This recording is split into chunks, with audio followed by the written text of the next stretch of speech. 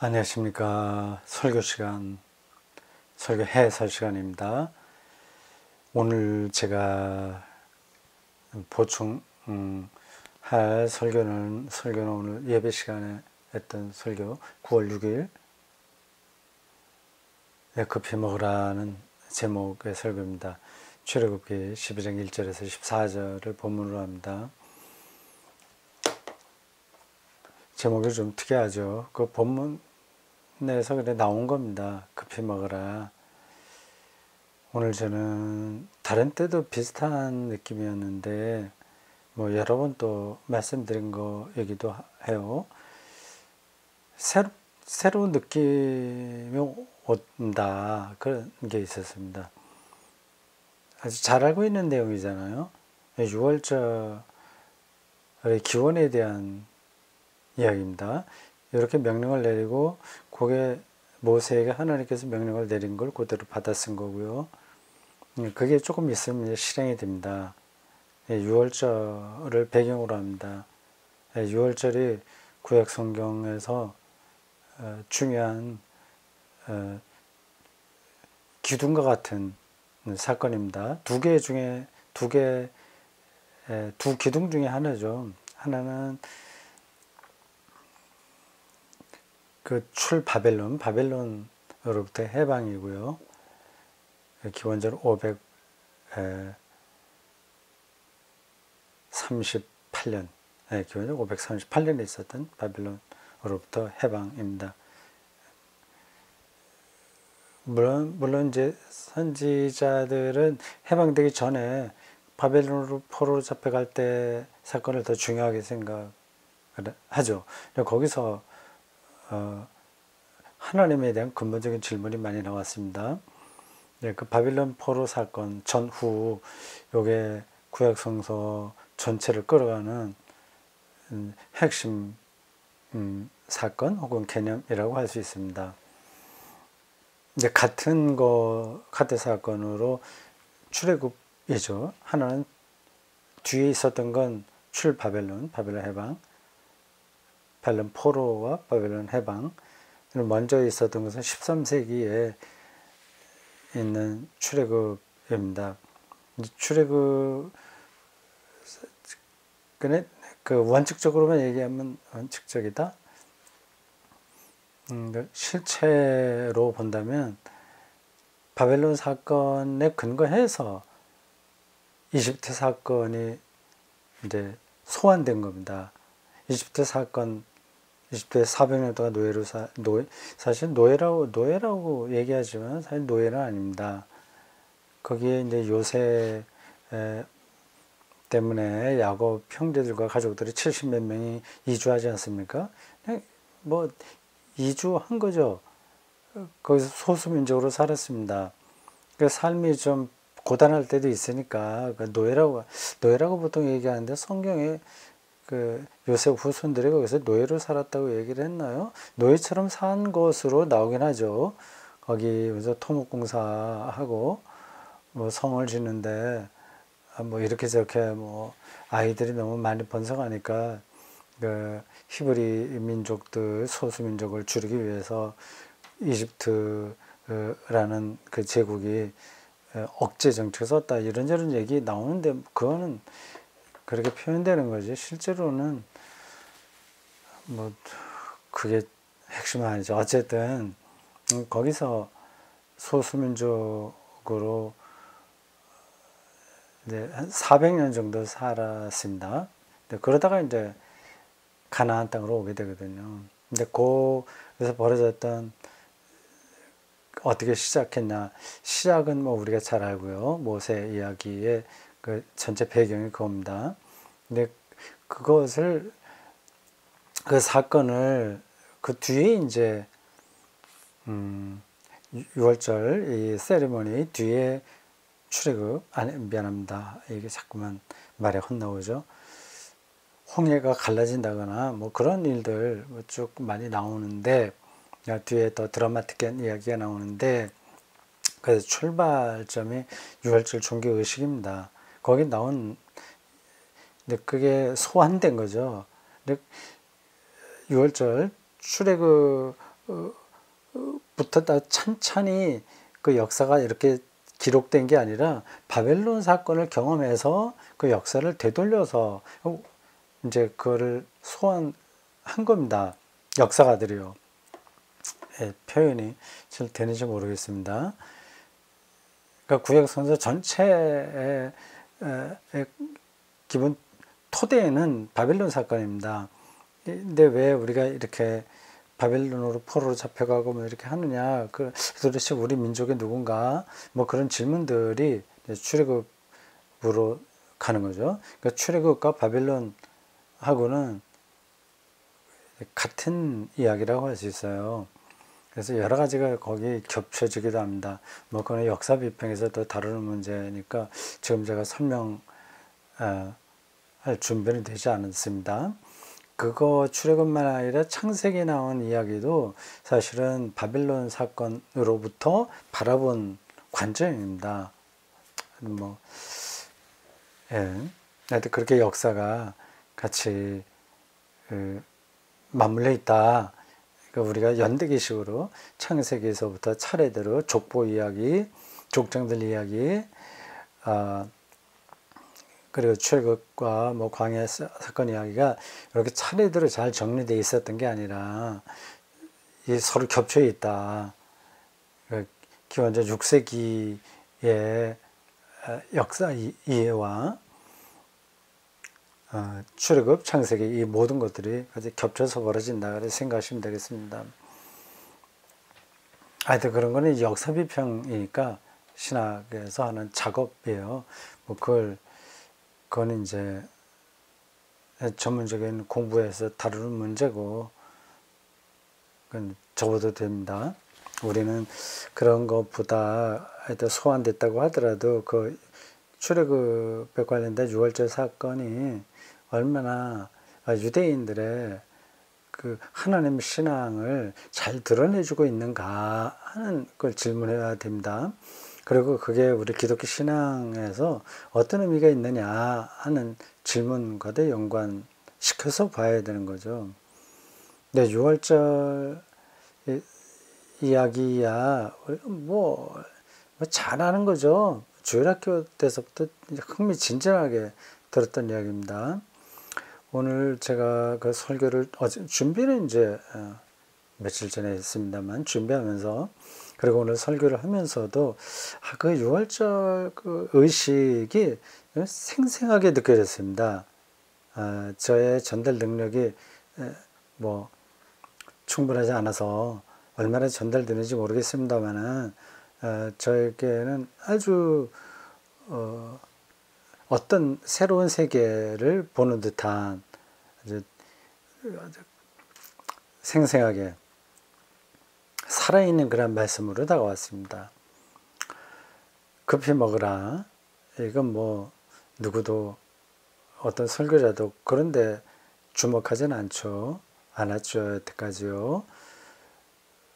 근데 그게 사실 뭐 급히 먹으라 그거가 핵심만 아니죠. 이제 그렇게 표현되어 있는 그런 표현이 말하려고 하는 게 뭐냐 그거죠. 그래서 그 이야기를 좀 더 선명하게 여러분들이 각인하시라 그런 뜻으로 제목을 그렇게 잡았습니다. 이제 급히 먹을 수밖에 없는 그러한 그 고대 유대인들의 상황은 두 가지입니다. 하나는 죽음의 도시를 떠나야 된다는 거고요.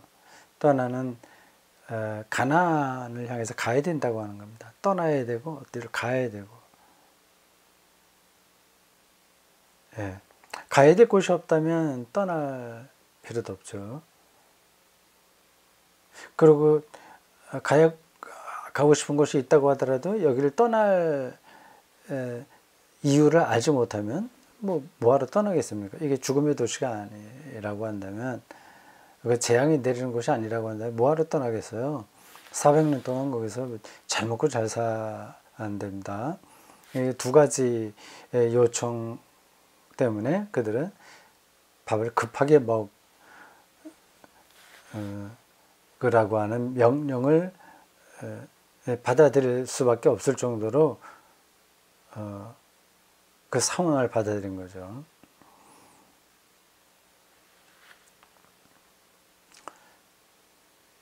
그날 밤에 그들이 먹었던 음식은 아침까지 남겨두면 안 됩니다. 아침이 되면 그걸 다 불살라 없애라고 그랬습니다. 그래서 좀 특이한 방식이에요. 뭐 그거 웬만하면 싸갖고 가다가 먹어도 되는데 그걸 다 불살라 버리라고 했습니다. 그 이유가 뭘까요? 마치 그 광야 생활에서 만나를 아침에 나가서 걷어들이면 그걸 그 다음날까지 남겨두면 안 되거든요. 그날 다 먹어 치워야 됩니다. 다음날 남겨두었다가는 다 이게 먹을 수 없게 돼버리죠. 그런 거 비슷한 거예요. 그날 먹을 거는 그날 먹는 것으로 만족하는 거죠. 사람은 그게 불안합니다. 내일 먹을 거를 챙겨둬야 되는데 그걸 다 없애라고 하는 명령을 수행하는 건 어렵죠. 그래서 자기 일을 일종의 배수진을 친다고 말을 해도 좋겠습니다. 더 이상 물러날 데가 없는 상태로 자기 일을 끌어가는 게 그게 하나님 신앙의 굉장히 중요한 태도입니다.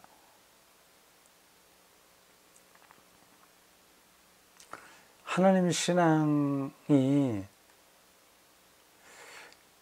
제가 뒤에 좀 얘기하겠습니다만 고대 유대인들의 그 하나님 신앙을 정말 위대했던 거다 설교 시간에 얘기했습니다. 그거 좀 얘기할 거예요. 근데 지금 바로 얘기한 자기 자신을 배수진, 더 물러날 것이 없는 것까지 끌어가는 삶의 태도, 이게 하나님 신앙에서 중요하다, 아니면 핵심적이다고 하는 거를 현대인들은 현대인들에게보다도 기독교인들은 뭐 교회 밖에 있는 사람들은 뭐 두말할 것도 없고요. 기독교인들이 그걸 잘 느끼지 못하는 것 같습니다. 가난한 자가 복이 있다는 예수님의 말씀도 그 비슷한 거거든요. 이게 또 여력이 없는 게 이게 뭐가 좋겠습니까? 근데 그래야만 행복하다는 거예요. 그러니까 내일 먹을 것도 없이 그냥 그날 먹고 흥청망청 살아도 된다. 그런 말씀 물론 아니죠. 그러니까 자기의 생존을 완전히 하나님께 맡기는 그 태도가 아니면 하나님 경험하기는 불가능한 겁니다.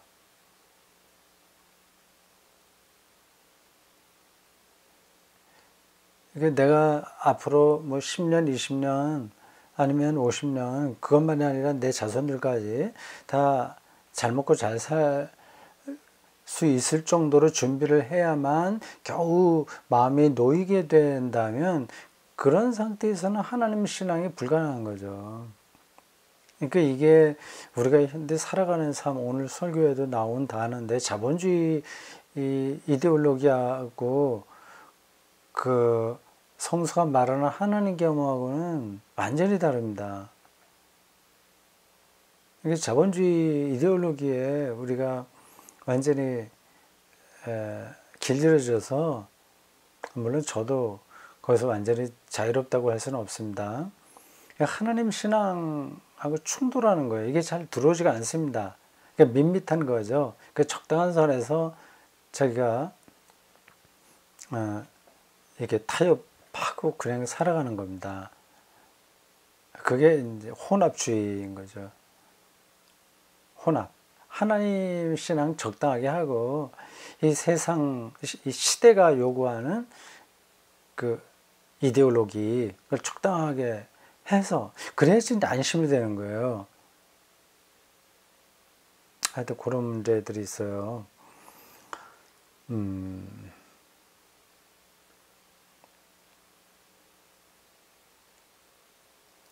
가나안 땅을 간다고 하지 않습니까? 가나안 땅 설교 시간에 잠깐 얘기를 했는데 그것도 제가 말을 하다 보니까 아주 잘한 것 같아요. 정확하게 뚫어본 것 같습니다. 가나안. 이제 이집트에서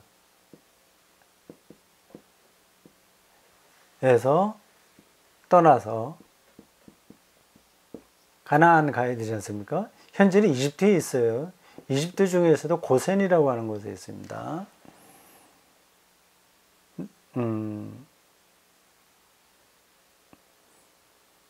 이집트는 제가 설명하지 않아도 여러분들이 뭐 고대 그 지중해 여러 나라 중에서 가장 강력했던 나라라고 하는 거 아시죠? 알렉산더 대왕도 거기까지 왔었고요.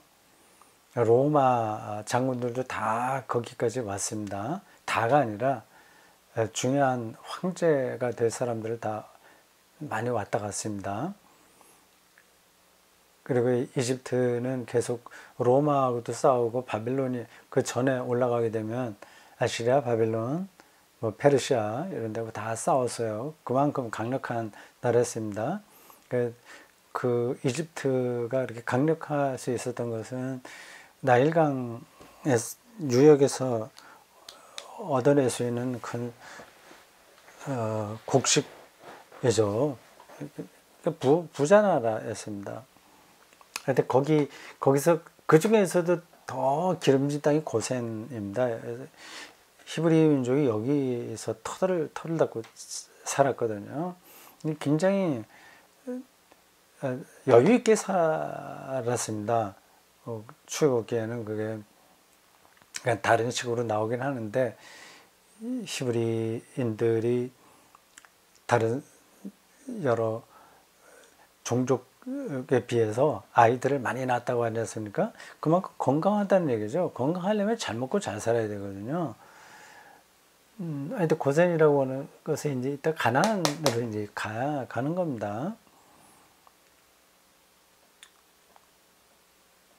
근데 모세가 이제 광야 생활이 끝나갈 때쯤인가 그때 정탐꾼을 가나안에 보내거든요.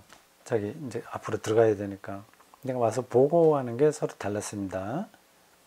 아직 그런 건 뭐 접어두고 거기서 핵심적으로는 그들의 생각이 가나안은 젖과 꿀 흐르는 땅이다 이렇게 봤다는 겁니다. 이건 문학적인 수사예요. 실제로 그렇지 않습니다. 이 가나안은 거의 이제 광야, 거의 뭐 사막과 같은 뭐 사람이 살만한 곳이 되지 못하는 대부분이 그런데 그 갈릴리에서부터 밑에 사이까지 이르는 그 물줄기 따라서 요단강이 흐릅니다. 그 중간에 그 좌우에 녹지대가 어느 정도 있는 것 같아요. 고기나 겨우 이제 사람들이 모여 사는 겁니다. 몇몇 도시들이 있겠죠. 그러니까 별로 좋은 지역이 아닙니다. 이 나일강이 흐르는 그 이집트 그 나일강 유역에 거기에 비하면 여기는 완전히 몹쓸 땅이죠. 사람이 살만한 곳이 못 됩니다. 근데 그곳이 젖과 꿀이 흐르는 땅으로 그들에게 받아들여졌다는 거예요.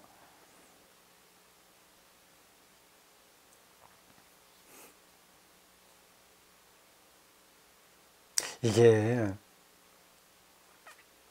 어떻게 이렇게 뭐 어떻게라기보다도 표현은 정확하지 않았습니다. 이런 표현들을 뭐 견강부에 그 적합한 용어인지 모르겠습니다. 그냥 자기 입장에서 적당하게 이렇게 붙인 이름이다. 그냥 자기들이 왔으니까 뭐 좋은 땅이라고 해야지 뭐 그렇게 생각할 수도 있습니다. 근데 여기 고센에 살던 사람이 여기 오게 되면 실망합니다. 실망할 수밖에 없어요. 그런데 유대인들에게는 그래서 잘 먹고 잘 사는 이거보다는 좀 궁핍하더라도, 물론 이제 그 가나안도 상당히 광야에 비해서는 밑에가 애굽이 있었죠. 이집트. 이집트에 여기서부터 광야를 거쳐서 이 가나안까지 오는데, 광야 생활이 정말 고난의 행군이었습니다. 거기에 비해서는 상대적으로 훨씬 낫죠. 이 가나안 땅이. 그리고 거기에는 기존 그 토착민들이 있었습니다. 그래서 철기 문화, 청동기 문화인가 그게 발전하고 있었고, 바알 숭배도 하고 어느 정도의 문명을 이루고 있던 데이긴 합니다.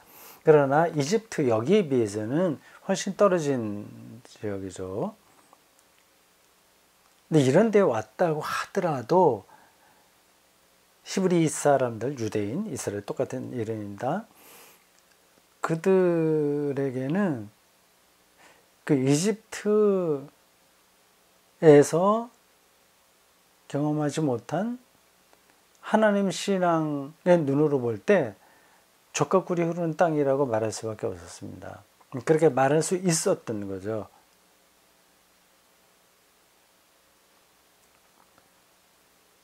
그게 하나님 경험 굉장히 중요한 요소라고 설교 시간에 얘기했습니다. 그 오늘 우리들에게 똑같이 적용되는 겁니다. 세상이 달라 보이는 거예요.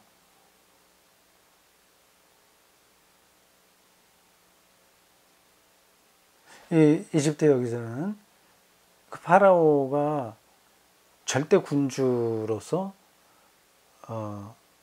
자기를 신격화하는 곳이었습니다. 자기 신이에요, 파라오가. 그러면 그 신 밑으로 질서가 잡힙니다. 근데 그 중심으로 모든 문명이, 이집트 문명이 발전하게 됩니다. 거기서는 하나님 신앙이 가능하지 않은 거죠.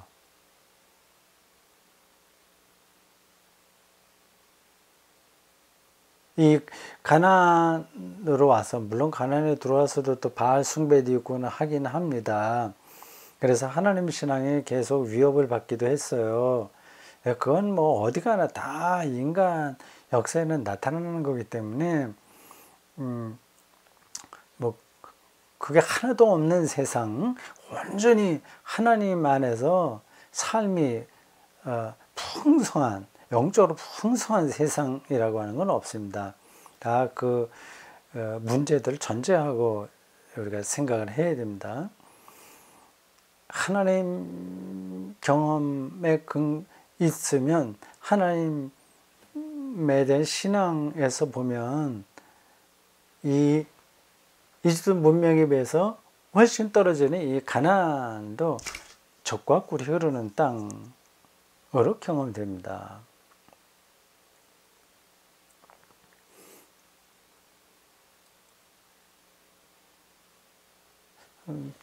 이게 상당히 중요합니다. 뭐 다 가난하게 살아도 뭐 그 하나님 신앙만 있으면 모든 문제가 해결된다, 제가 그런 뜻으로 드리는 게 아니에요. 아시겠죠? 그런 문제는 또, 먹고 사는 문제는 또 다른 방식으로 노력하긴 해야 됩니다. 그러나 기본적으로 하나님 경험이 뭐냐 하는 것은 알고 있어야 됩니다. 이 세계가 새롭게 보이는 거예요. 뭐 교회 김아무개 집사가 요양병원에서 그린 그림을 대구성서 사이트에 좀 가끔씩 올리고 있습니다. 수술 받고 요양하면서 그 근처에서 보았던 것들을 그림 물감으로 그리고 글도 좀 쓰고 그래요. 4월 중에 본 어떤 나무, 플라타나스인가? 그 나무가 이제 연한 연두색이 조금씩 오르고 색깔이 입혀질 때죠. 이게 황금나무, 황금가지, 황금나무로 보이더라. 그래서 세계가 아주 새롭게 보였다는 겁니다. 그러니까 가장 그 어려운 상태에 내려가서 보니 세계의 모든 나무, 뭐 벌, 나비, 그리고 풀, 그리고 저녁 노을 이런 것들이 실제로 다르게 보이는 겁니다. 물론 이제 그분에게 그런 영성이 이미 있었기에 그 어려운 요양원에 들어가 있으면서도 그런 것들도 여실하게 잘 보겠습니다만은 그런 눈으로 세상을 산다는 것은 정말 중요한 겁니다. 내가 여기서 어떤 말을 하려고 생각을 했었는데 그게 정리가 됐다가 또 나가고 이렇게 되네요. 그러니까 하나님 경험으로 세상이 전혀 새롭게 경험되다. 이제 다시 잡혔습니다. 날아가지 말아야 되는데 세상은 너무 깊고 너무 커서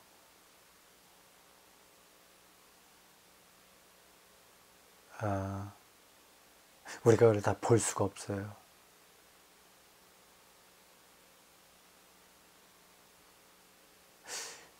그러니까 그 사람이 세상을 어떻게 보느냐에 따라서 세상은 다르게 경험됩니다. 그게 핵심이에요. 이 세상은 싸워서라도 내가 이겨야 되고, 그래서 뭔가 정복자가 되고, 뭘 내가 많이 얻어내야 되고, 싸워야 돼. 뭐 그런 생각으로 보면 세상은 다 그렇게 보입니다. 세상은 아무것도 신비로운 것도 없어. 그냥 진화에 의해서 착착착 진행될 뿐이고, 뭐 그냥 자연과학의 어떤 원리, 그 메커니즘에 의해서 그냥 되는 거야. 그냥 뭐 아름답고 뭐 그런 경험도 다 뇌의 작용에 불과한 거야. 뭐 그렇게 보면 세상이 그렇게 경험됩니다. 정신병원에 있는 그런 분들의 눈에는 아마 세상이 그렇게 경험될 거예요. 그러니까 하나님의 시각으로 세상을 보는 사람은 세상이 그렇게 보입니다. 그렇게 경험됩니다. 그게 망상이라고 하는 게 아니라 실제로 세상은 그만큼 신비롭다는 얘기입니다.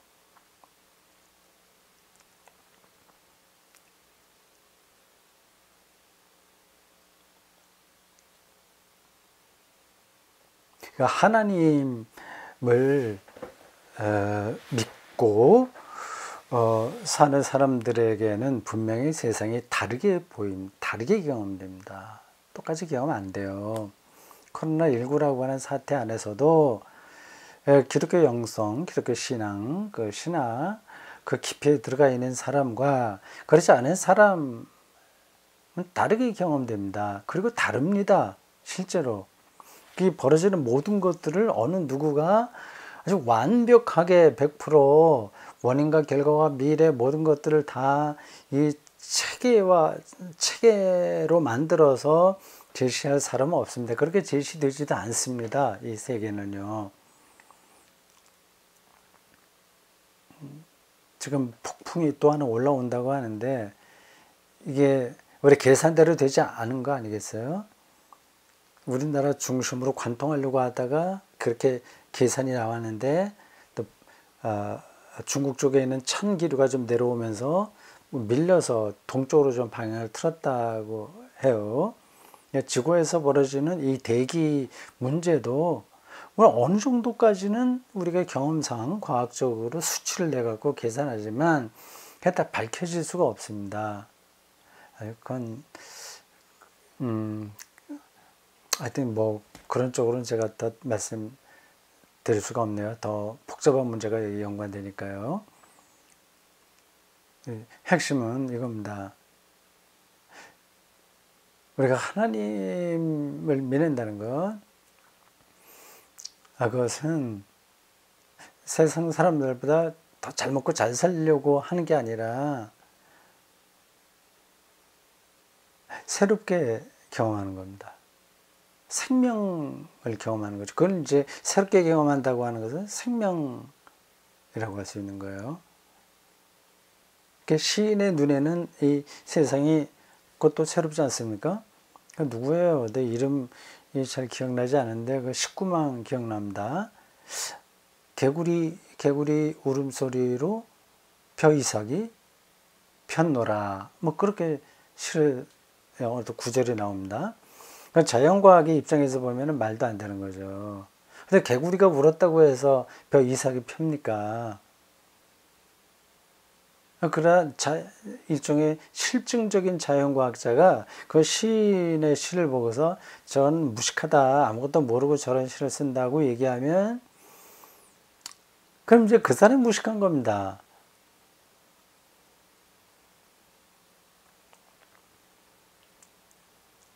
시인이 세상을 그렇게 경험하는 거예요.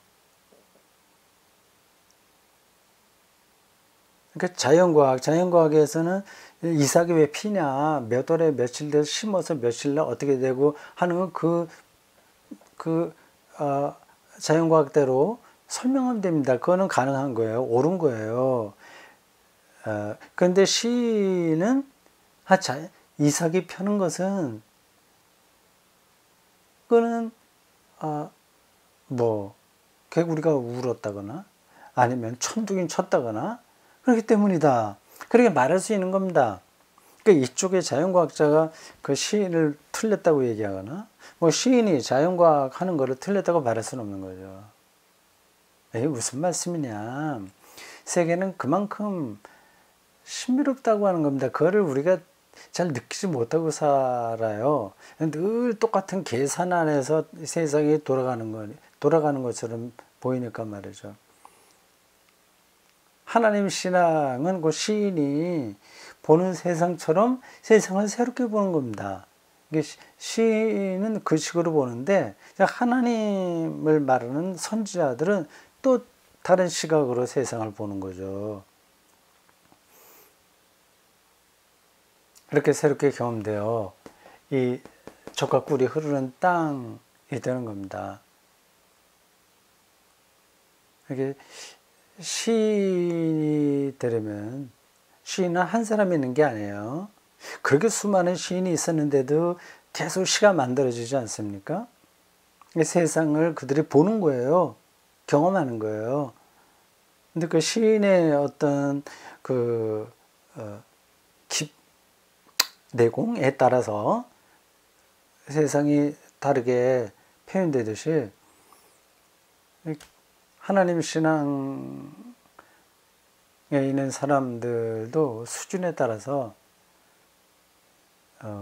다르게 경험되죠. 더 깊이 들어가는 선지자들, 성경 기자들이 있고 그렇지 못한 사람들이 있습니다. 많은 것들이 이 성경의 역사에 복합적으로 있습니다. 그러니까 우리들은 그걸 배우는 거죠. 네, 그게 맞는 것 같습니다. 시인이 되려고 하는 젊은 사람들은 좋은 시를 많이 읽고 외워야 됩니다.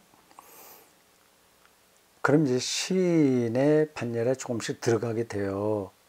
그리고 한번 시인으로 인정받았다고 해서 그리고 시적인 영감을 얻었다고 해서 끝나는 게 아니라 죽을 때까지 계속 깨어있는 영성으로 그 시인의 길을 가야 됩니다. 기독교 신앙, 성서 신앙도 그와 같습니다. 그거 전달이 되는지 모르겠어요. 세상은 우리 하나님이 창조했다고 하는데 그거는 어떤 쪽으로 보는 애에 따라서 전혀 새로워진다고 하는 겁니다. 그러니까 우리는 하나님의 시각으로 세상을 보는 거예요. 근데 그게 가능하니까 이집트라고 하는 좋은 곳에서 척박한 가나안까지 이 광야에서의 모진 고생을 거쳐서라도 오려고 하는 거죠.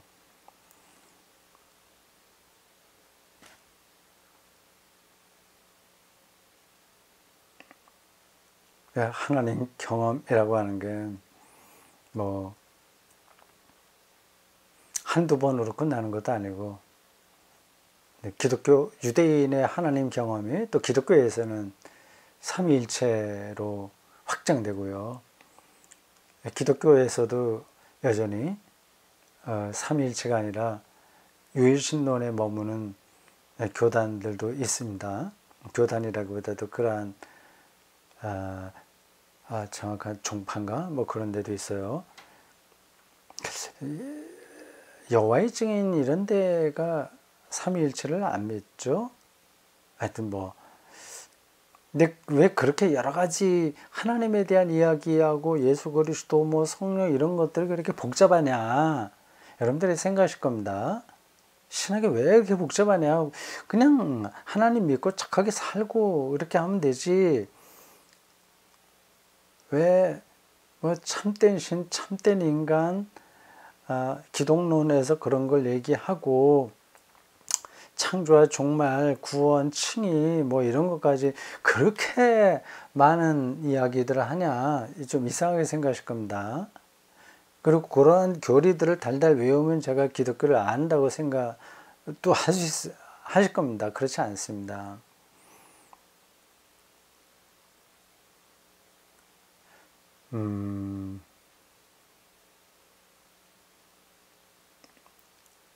근데 그런 성서와 기독교 교리가 이거 잠깐 더 복잡해지니까 그냥 요것만 말하고 끝나겠습니다. 그거를 깊이 알아야 세상이 새롭게 보입니다. 그러니까 가나안 땅이 척박하지만 그걸 아는 사람에게는 젖과 꿀이 흐르는 땅으로 경험되는 겁니다. 그럼 이제 그게 이제 행복한 삶, 생명을 얻은, 구원을 얻은 삶이라고 하는 거죠. 난 이거 옳다고 생각합니다. 근데 여기서 이집트에서 파라오 적당하게 섬기고 뭐 거기는 목축도 잘 되고 정말 잘 나가는 나라였으니까 거기서 뭐 재밌게 이렇게 살 수 있었습니다. 그렇게 사는 것보다는 좀 궁핍하나 여기서 자신들의 미래를 하나님께서 지켜주신다는 그 사실 안으로 깊이 들어가는 삶, 그거를 히브리인들은 선택한 거예요. 정말 대단하다, 유대민족이, 이렇게 생각합니다. 그러한 히브리인들의 하나님 신앙, 거룩한 상상력, 그런 것들의 전승들, 그것의 역사화, 이건 다른 민족에서 찾아볼 수 없던 현상입니다. 유일신 사상은 별로 없었어요. 물론 그 유대교 안에서도 뭐 그게 유일신 신앙이 하루 이틀에 생긴 게 아니나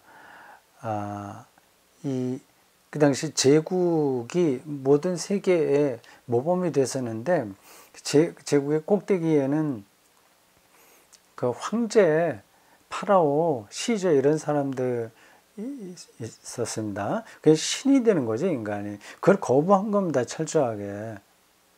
근데 그렇게 해갖고는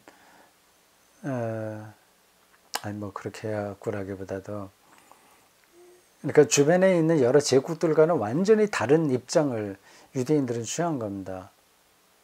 물론 그리스나 다른 데도 신이 다 있지 않냐, 신에게 뭐 기도도 하고 뭐 이런저런 일들 있지 않냐. 근데 그들이 말하는 그 신 개념과 히브리 고대 유대인들이 생각한 신 개념은 다른 거죠. 그쪽에서는 범신론이나 신화에 나오는 그러한 것, 약간 인간 본성에 그대로 따르고 있는 그런 신 개념이라고 한다면, 유대교는 철저하게 그것과 구별되는 신입니다. 그게 어떻게 다르고 비슷한 게 뭐냐 하는 것도 그건 아주 전문적인 영역에 속하는 거라서 지금 제가 설명할 자신은 없어요. 다르다고 하는 건 분명합니다.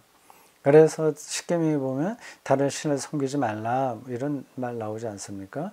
그거는 그 유대교의 신 개념이 특별하다는 겁니다. 이건 모든 종교학자들이 인정하는 걸 거래요. 물론 뭐 아주 종교 일반 네 똑같다 그렇게 폄하하는 사람들도 있긴 있겠습니다만은 하여튼 뭐 그건 접어두겠습니다.